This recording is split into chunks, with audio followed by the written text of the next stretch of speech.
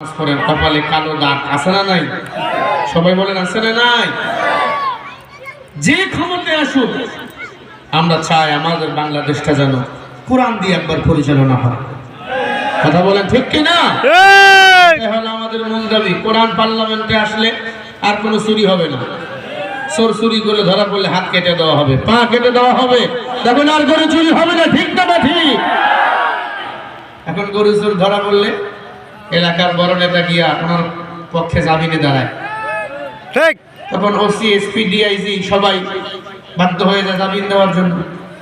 চোর যেখানে ধরা পড়বে প্রয়োজনে ওনারা জামিন দিলে আপনারা জামিন দিবেন না। রাজি আছেন?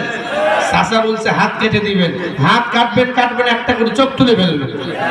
কথা বলেন না কেন? কুতিলা আলাইকুমুল কিসাসু ফিল কাতলা।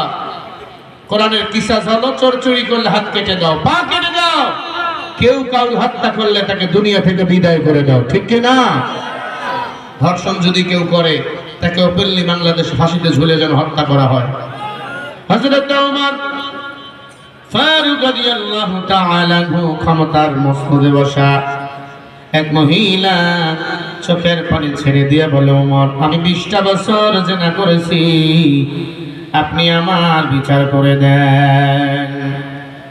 হযরত ওমর খোলা তরবারি বাহির করলেন, কল্লার মধ্যে কোপ মারবেন। ওমর সময় আলী ডাক দিয়ে বলে, দাঁড়ান।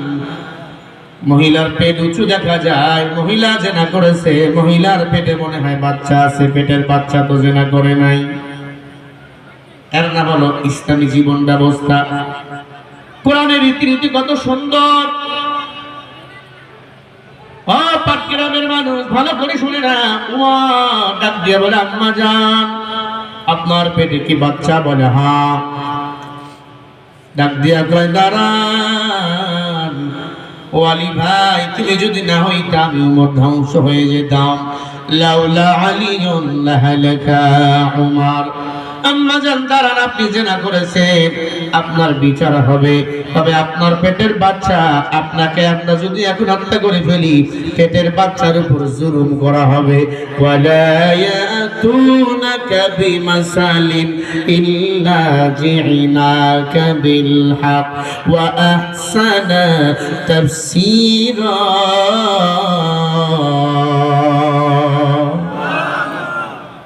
সূরা ফুরকানের 33 নম্বরে আল্লাহ বলেন, এমন কোন সমস্যার সমাধান নাই আমি আল্লাহ